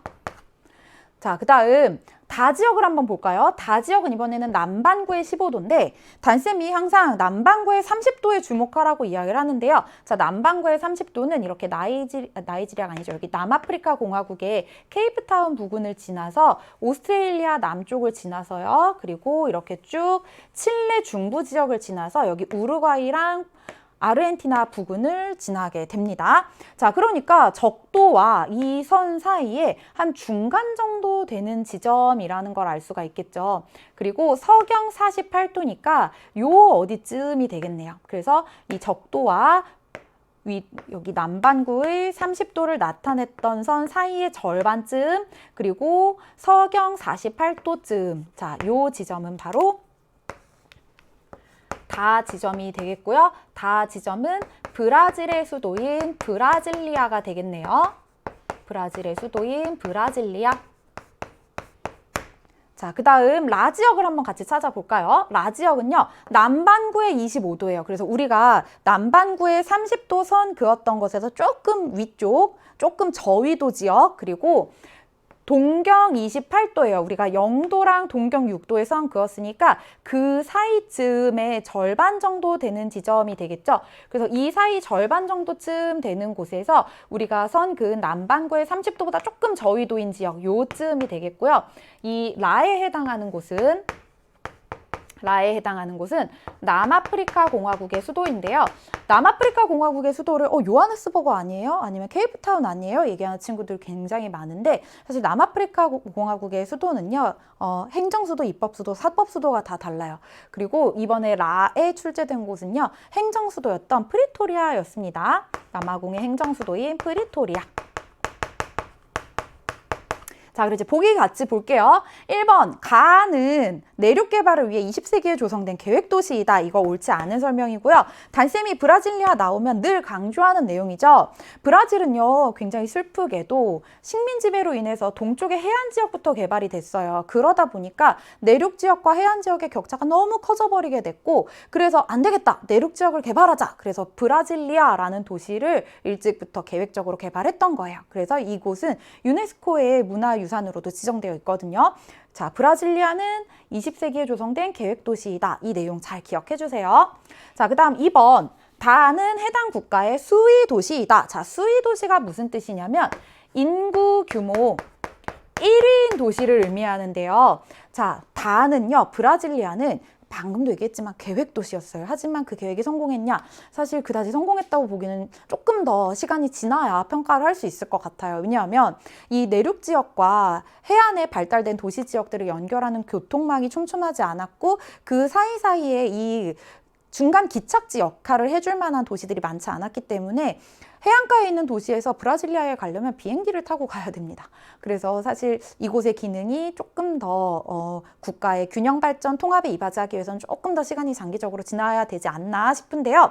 자, 어쨌든 브라질의 수위 도시는요, 이 해안가에 만들어졌던 해안 도시들이죠. 그래서 옳지 않은 설명이 되겠습니다. 자, 그 다음 3번, 라는 아프리카 최대 인구 대국이자 산유국의 수도이다. 이것은요, 브라질이 아니죠. 나이지리아의 아부자에 대한 설명이었고요. 그 다음 4번, 나는 가보다 연평균 기온이 높다. 자, 이 문제를 풀기 위해서 이 지도를 계속 잘 봐주세요, 여러분들. 자, 지금 가 지점과 나 지점은 둘 다 적도 부근에 있어요. 그래서 여러분들이 여기서 연평균 기온을 어떻게 비교하지? 하고 조금 당황했을 수 있어요. 자, 그래서 단쌤이 아까 이렇게 정리해줬던 겁니다. 콜롬비아의 보고타는 해발고도가 굉장히 높은 곳에 위치해서 열대 고산 기후, 상춘 기후가 나타나는 곳이죠. 자, 그렇기 때문에 적도 주변에 열대 기후가 나타나는 나이지리아가 열대 고산기후, 상춘기후가 나타나는 지역보다 영평균 기온이 높다. 이게 바로 정답이 되겠습니다. 이렇게 세계지도에 찍어놓고 푸니까 훨씬 더 쉽게 풀 수가 있었죠. 자, 그 다음 5번 가나다라 중에서 영국 런던과의 최단거리 도시는 어디일까요? 경도 차이가 가장 적은 곳을 골라주면 되는데요. 바로 나이지리아의 아부자가 되겠네요. 그래서 옳지 않은 설명이었습니다. 자, 14번 문제 여러분들 어려웠겠지만 이렇게 연습 몇 번만 해보면 돼요. 전혀 어렵지 않습니다. 여러분들 우리가 그동안 열심히 많이 다뤄보지 않아서 낯설 뿐 잘 해낼 수 있는 유형이에요. 자, 이제 15번으로 넘어가 볼게요. 지도의 A, B, C, D는 세계 주요 산맥의 일부이다. 이에 대한 설명으로 옳은 것만을 보기에서 고른 것은? 자, A는요, 알프스 산맥이고요. 알프스 산맥은 신기조산대에 해당하는 곳이죠. B 산맥은 히말라야 산맥이고요. 히말라야 산맥도 역시 신기조산대에 해당하는 곳이죠. 그 다음 C 산맥은 에팔레치아 산맥이고 에팔레치아 산맥은 고기조산대에 해당하는 곳이고요. 그 다음 D 산맥은 전 세계에서 가장 긴 산맥, 안데스 산맥이자 신기습곡 산지에 해당하는 곳이에요. 자, 그래서 보기 기억법 바로 해결할 수 있겠네요. A는 C보다 산맥의 형성 시기가 늦다. 맞는 설명이죠. 에팔레치아가 더 먼저 만들어진 산맥이고요. 그 다음 니은 B는 D보다 화산 활동이 활발하다. 이거 정말 자주 나오는 유형의 문제죠, 여러분들. 자, 알프스 히말라야 조산대 선 한번 같이 그어볼게요. 알프스 히말라야 조산대가 알프스와 히말라야를 연결해 줘야 되니까 요 사이의 지점들 요렇게 연결될 수 있겠네요. 그리고 요렇게 동남아시아 지역까지 연결이 되고 있는데요. 자, 아프리카 서부 지역에도 여기 신기조산대 아틀라스 산맥 있습니다. 여기도 빼먹지 말고요. 그래서 지금 선을 긋고 보니까 대륙판과 대륙판이 만나는 곳이에요. 그렇기 때문에 지각이 두꺼워서 대륙판과 대륙판의 만남, 그래서 지각이 두꺼워서 화산 활동은 활발하지 않은 곳입니다. 반면에 안데스 산지는요, 잘 보세요 여러분들. 안데스 산지는 이렇게 분포하고 있고요. 지금 보니까 대륙판과 해양판이 만나는 곳이죠. 그러면 해양판이 대륙판 아래로 내려가게 되고 여기서 엄청난 열과 압력 마찰이 생기면서 암석이 녹고 그게 바로 마그마, 그리고 마그마가 지각을 뚫고 나오게 되면 화산이죠. 그래서 안데스 산지 주변은 화산 활동이 빈번하게 나타나는 환태평양 조산대에 속하는 곳인데요. 자, 환태평양 조산대도 한번 선 그어볼까요? 환태평양 조산대, 이렇게 태평양을 둘러싸고 분포하고 있습니다. 그래서 B는 D보다 화산 활동이 활발하다. 옳지 않은 설명이고요. 디귿. D는 C보다 평균 해발 고도가 높다. 그렇죠. 신기습곡 산지가 만들어진 지 얼마 되지 않았기 때문에 더 높고 험준한 경우가 많고요. 그 다음 리을. A와 B는 모두 대륙판과 해양판이 수렴하여 형성되었다. 아니죠. 대륙판과 대륙판이 충돌해서 만들어진 산맥들입니다. 그래서 정답은 기억 디귿이었어요. 자, 이제 16번 문제 볼 텐데요. 이것도 우리 친구들이 어렵게 느꼈을 것 같아요. 같이 보겠습니다. 그래프는 ABC 지역과 가 지역 간의 기후값 차이를 나타낸 거예요. 편차 그래프도 어려운 데다가 이렇게 기준점이 있고 이 지역과의 기후 차이를 물어봤으니까 당연히 더 어려웠겠죠. 이에 대한 설명으로 옳은 것은 단 A, B, C는 각각 지도에 표시된 세 지역 중 하나임. 자, 우리 기후 문제에서 지도가 나오면 항상 우리에게 힌트를 주기 위해서 나온 거예요. 그래서 지도 볼 때 뭐부터 하냐면 적도의 선부터 그어봅니다. 자, 가 지점은 적도에 굉장히 가까운 곳이죠. 여기 싱가포르고요. 열대 우림 기후의 전형적인 지역으로 많이 출제되는 곳이에요. 열대 우림 기후는 기온과 강수량의 연교차가 굉장히 작은 지역이죠. 그런 특성을 가지고 그런 특성을 기억하고 자 봤을 때 A 지역은요. 이 지금 그래프는 어떻게 그려진 거냐면 A 지역의 1월 평균 기온에서 A 지역의 1월 평균 기온에서 싱가포르의 1월 평균 기온을 빼준 거예요. 그런데 A 지역이 더 기온이 높았네요. 하지만 그 차이가 그다지 크지 않았다는 거, 요 정도 차이였다는 거. 그리고 7월에도 A 지역은 싱가포르보다 기온이 더 높았네요. 편차 그래프는 항상 플러스인지 마이너스인지만 보면 돼요. 자, 그 다음에 이 A 지역의 1월 강수량 차이 어떻게 구한 거냐면 이 지역의 강수량에서 싱가포르의 강수량을 빼준 거거든요. 그런데 마이너스가 나왔다는 거는요. 싱가포르의 강수량이 더 많았다는 의미가 되겠죠. 반대로 A 지역은 1월의 강수량이 적었구나. 그리고 A 지역의 7월 강수량은 싱가포르보다 많았구나 라는 걸 보여주고 있는데요. 자, 이것을 통해서 A 지역은 기온은 1년 내내 싱가포르랑 비슷한 곳이에요. 즉 적도 부근의 저위도 지역 중에 하나라는 게 되겠죠. 그리고 1월이 건기이고 7월이 우기인 지역이라는 거예요. 그러면 우리가 살고 있는 이 북반구 지역과 건기, 우기가 똑같죠. 바로 요 지점입니다. 이 지점의 기후가 열대 사바나 기후인지 열대 몬순 기후인지 여러분들 많이들 헷갈렸을 텐데요. 그냥 우기와 건기가 뚜렷한 열대 기후 이렇게만 놓고 풀어도 괜찮았던 문제예요. 그래서 문제 푸는데 꼭 필요하지 않은 정보를 알아내기 위해서 열심히 노력할 필요는 없지만 이 지점 정확한 정보 알고 싶은 친구들을 위해서 알려주자면 열대 몬순 기후 지역 인 방콕 부근이 되겠습니다. 자, 그 다음에 B 지점은요. 기온에 있어서는 거의 싱가포르랑 거의 차이가 크지 않아요. 다만 1월 기온이 조금 더 높고 7월 기온은 조금 더 낮구나. 이런 힌트를 얻을 수가 있었고요. 자, 이 지점은 1월 강수량이 싱가포르보다 많았어요. 1월이 우기이고 반면에 7월에는 싱가포르보다 강수량이 적었네요. 그래서 이렇게 편차 그래프가 마이너스 150에 그려져 있잖아요. 이걸 통해서 7월이 건기인 지역이구나. 이렇게 찾을 수가 있겠고요.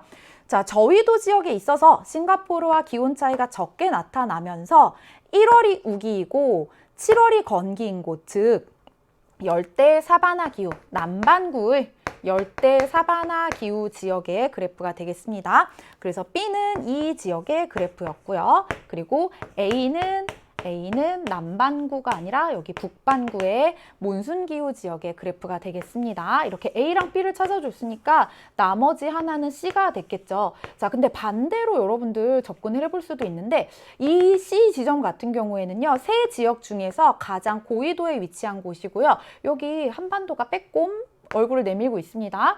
이 지점은 온대기후 지역, 온난수분기후 지역이거든요. 그래서 북반구의 온난수분기후 지역, 다 열대기후 지역인데 온대기후 하나 있으니까 이 지점이 가장 기온의 연교차가 크겠죠. 그래서 그래프에서 1월 평균 기온, 7월 평균 기온, 이 싱가포르와의 차이가 가장 큰 지역, 이만큼이나 차이 나타나고 있잖아요. 이걸 통해서 연교차가 큰 온대기후 지역이구나 라고 C를 먼저 찾아줬어도 좋았겠죠. 자, 이제 보기 같이 보도록 할게요. 1번, 가는 B보다 적도 수렴대의 영향을 받는 기간이 길죠.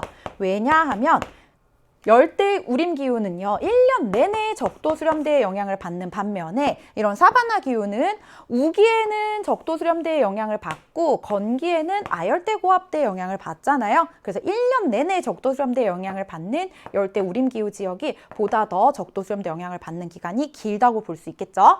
그 다음 2번, A는 B보다 1월의 밤 길이가 길다. 자, 이런 문제 나오면 여러분들 헷갈리지 않게 바로 문제에 쓰세요. 1월에 A는 겨울이고요.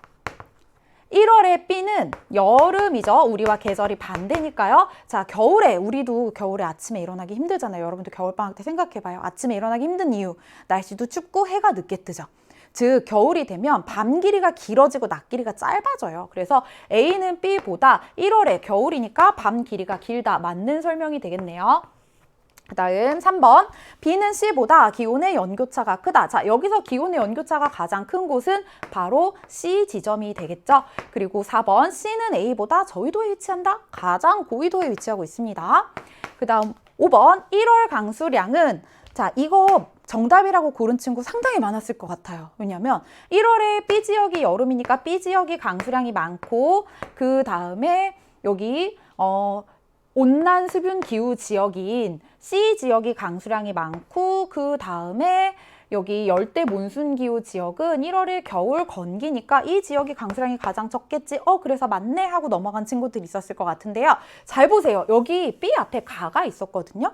근데 그래프에 정답이 다 있었어요. 자, 그래프에서 B 지역의 1월 강수량에서 가 지역의 강수량을 뺀 값이 무려 플러스 한 200 가까이 됩니다. 즉 B 지역이 가 지역보다 강수량이 대략 200mm 정도 많다는 뜻이 되는 거거든요. 그래서 B 지역이 가 지역보다 강수량이 많았기 때문에 강수량 많은 순서대로는 B, 가, C, A가 되는 겁니다. 그래서 5번은 정답이 될 수가 없었어요. 자, 이렇게 어려웠던 16번 문제 같이 풀어봤고요. 17번 문제로 넘어가 볼게요. 표는 주요 식량 작물의 국가별 생산량을 나타낸 것이다. 이에 대한 설명으로 옳은 것만을 보기에서 고른 것은 단, 가, 나는 각각 밀쌀 중 하나임. 다행인 건 여기 옥수수를 알려줬거든요. 그리고 여러분들 이 문제도 이것과 같은 내용의 그래프를 우리가 이미 수능 특강에서 다뤄본 적이 있는데요. 옥수수 먹을 때마다 여러분들 아메리카라고 외치면서 먹어야 됩니다. 옥수수의 기원지 아메리카, 옥수수의 최대 생산국가 아메리카의 미국이고요. 그리고 최대 수출국가 역시 아메리카. 그래서 옥수수 먹을 때 항상 아메리카 외치면서 먹어야 돼요. 자, 그런데 가, 나 작물은 밀과 쌀일 텐데요. 지금 A나라가 가장 생산량이 많죠. 전 세계 제1의 인구 대국인 중국이에요. 인구가 많으니까 식량의 생산도 많을 수밖에 없겠죠. 자, 그리고 가에서 중국 다음으로 순위가 높은 지역들 봤더니 인도, 방글라데시, 인도네시아, 베트남 공통점은 아시아의 계절풍 기후 지역이라는 거고요. 아시아의 계절풍 기후 지역에서 생산량이 많은 가 작물은 바로 쌀이 되겠죠.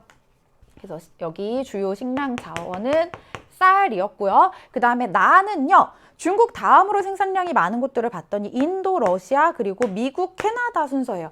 그래서 고緯도에 위치한 특히 러시아나 캐나다와 같이 냉대 기후가 나타나는 지역들에서도 많이 키울 수 있다는 것은 내한성, 내건성이 뛰어난 작물이라는 뜻이 되겠고요. 이 나는 바로 밀이었습니다. 자, 기억 같이 볼게요. 가는 옥수수보다 가축의 사료로 이용되는 비율이 낮다? 맞는 설명이에요. 옥수수는 이 주요 식량 자원들 중에서 가축의 사료로 이용되는 비중이 가장 높은 자원이기도 한데요. 자, 중국보다 인구가 적은 미국은 왜 이렇게 옥수수를 많이 생산할까요? 대부분 바이오 에탄올의 원료와 그리고 가축의 사료로 사용하고 있습니다. 자, 그 다음 니은 나는 가보다 국제 이동량이 많다. 맞는 설명이에요. 쌀은 생산된 지역에서 대부분 소비되기 때문에 국제 이동량이 적은 자원이에요. 자, 그 다음 디귿 볼까요? A는 B보다 옥수수의 수출량이 많다. 자, 여기 A는 중국이고요. 인구가 많은 나라예요. 그래서 생산량도 많지만 자국의 소비량도 많습니다. 그 다음 리을 A는 중국이고 B는 미국이죠. 그래서 옳지 않은 설명이 되겠네요. 그래서 17번 문제 정답은 기억 니은이 되겠고요. 이제 18번 문제로 넘어가 볼게요. 자, 지도의 AD 산업지역에 대한 설명으로 옳은 것은 자, 여기에 A 지역은 단쌤이 수능 개념 때부터 강조했던 시애틀 또 나왔네요. 작년 모의평가에서도 이 지역이 굉장히 어렵게 우리 친구들에게 느껴졌던 지역이었죠. 자, 이곳은 알래스카로 가는 마지막 관문이었기 때문에 항공산업이 발달한 지역이었고 B 지역은요. LA 부근이 되겠습니다. 여기는 헐리우드를 바탕으로 영화 산업이 발달한 곳이자 또 첨단 산업도 비중이 점차 높아지는 지역이고요. 그 다음 C 지역은요. 여기 휴스턴 부근이 되겠는데요. 미 항공우주국 나사를 바탕으로 항공우주 산업이 발달한 지역이자 여기 주변이 바로 세계 3대 원유 시장인 멕시코만 연안이잖아요. 그래서 석유와 관련된 산업도 발달한 지역이고요. D 주변은요. 5대5 연안의 디트로이트 부근이 되겠는데요. 자, 이 지역은 에팔레치아 산맥의 석탄 그리고 이 5대5 연안의 철광석 그리고 5대5의 수은을 활용해서 일찍부터 공업이 발달한 지역이죠. 자동차와 관련된 공업이 발달한 지역이에요. 그럼 이제 보기 같이 볼게요. 자, 1번 휴스턴을 중심으로 하는 석유화학 공업 지역은 A가 아니고 C에 해당하는 설명이었고요. 디트로이트를 중심으로 자동차 산업이 발달한 곳은 B가 아니고 D에 해당하는 설명이었어요. 자, 그 다음 3번 헐리우드를 중심으로 영화 산업이 발달한 곳은 B였고요. 실리콘밸리를 중심으로 하는 첨단 산업 지역은 이보다 조금 위쪽에 있는 샌프란시스코가 되겠습니다.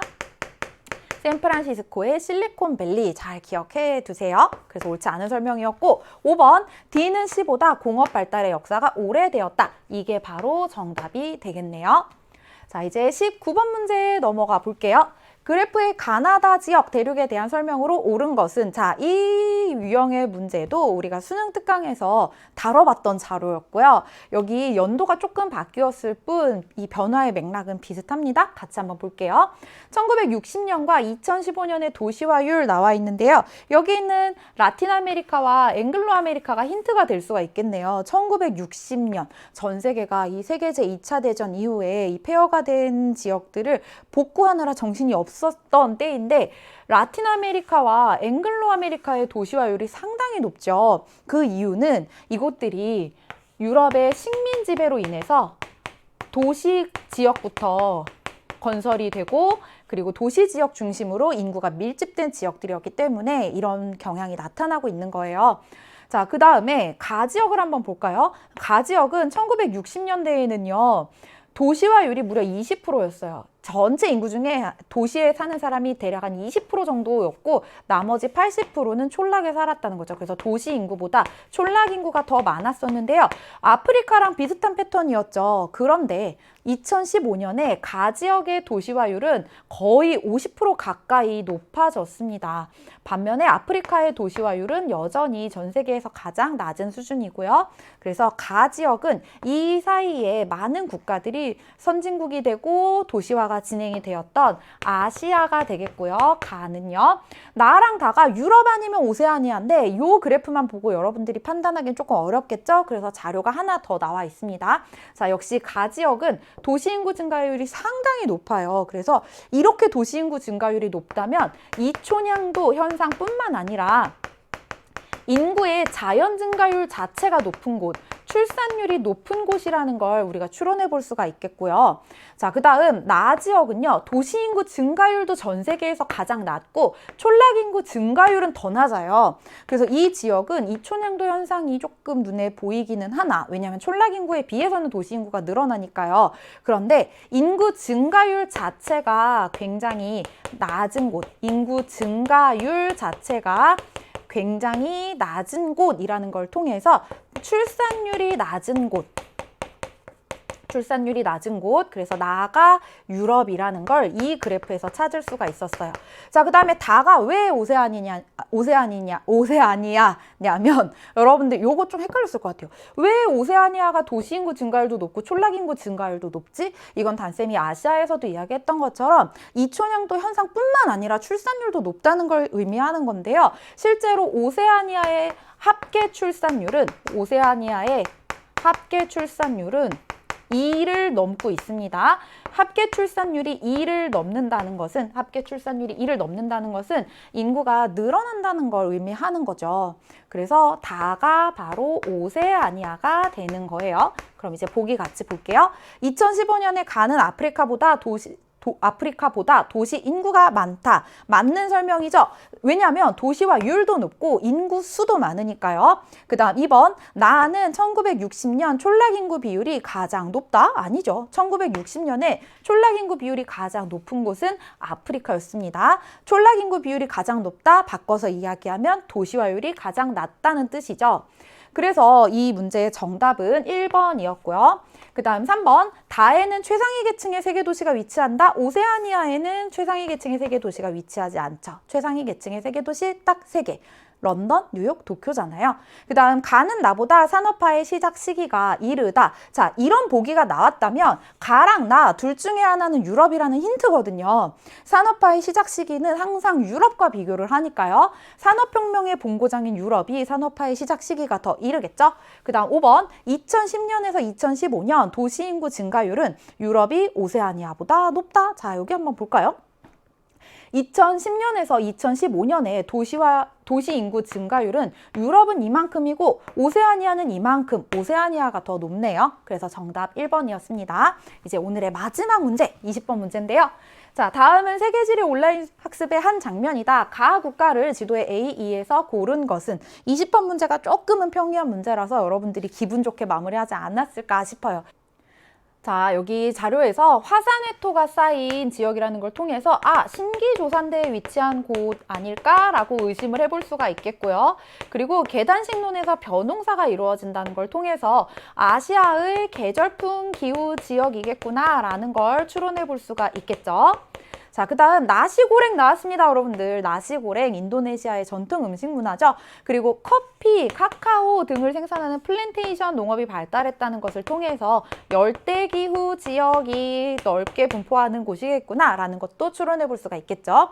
자, 주민 대다수가 이슬람교를 신봉한대요. 이것도 역시 인도네시아를 찾을 수 있는 힌트였고요. 근데 단쌤이 이번 시험에서 우리가 맞고 틀리는지 중요하지 않다. 문제를 통해서 학습을 하자라고 했죠.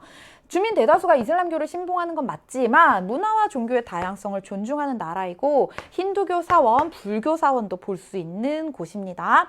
자, 그래서 이곳은 인도네시아였고요. 지도에서 찾아줘 볼게요. 여기였죠. 이. 알파벳 E가 바로 인도네시아였습니다. 국토 대부분이 열대 우림기후에 해당하는 곳이고요. A, B, C, D도 어떤 국가들인지 빠르게 찾아볼까요? 자, A는 파키스탄. 파키스탄도 역시 이슬람교 인구 비율이 높은 지역이죠. 자, B는 미얀마였고요. 그리고 C는 캄보디아였고요. 두 나라는 불교 인구의 비중이 높은 나라들이죠. 자, 필리핀이었고요. 자, 여기서 우리가 조금 더 섬세하게 정리해야 되는 것들이 바로 갈등 지역들. 주류를 차지하는 이슬람교와 힌두교 사이에 갈등이 있는 카슈미르 지역, 그리고 미얀마 서부에 주류를 차지하는 불교도와 이슬람교도들 사이에 갈등이 있는 지역, 그리고 여기 필리핀 남부 지역 역시 주류를 차지하는 크리스트교와 이슬람교도 사이에 갈등이 있는 지역, 이런 지역들까지 정리하면 완벽하게 학습이 되겠네요. 자, 여러분들 오늘 문제 푸느라 정말 고생 많았고요. 단쌤이 시작하면서 이야기했잖아요. 이렇게 꿈을 이룬 단쌤의 모습이 우리 친구들에게 희망이 되었으면 좋겠다고요. 그렇게 여러분들도 언젠가 어른이 되고 꿈을 이뤄낸 모습으로 여러분들보다 어린 친구들에게 희망이 되는 그런 어른이 됐으면 좋겠습니다. 오늘 정말 고생 많았고요. 맛있는 거 먹고 푹 쉬고 앞으로도 세계지리 공부 열심히 해서 수능에서 좋은 성적을 거뒀으면 좋겠습니다. 고생 많았어요.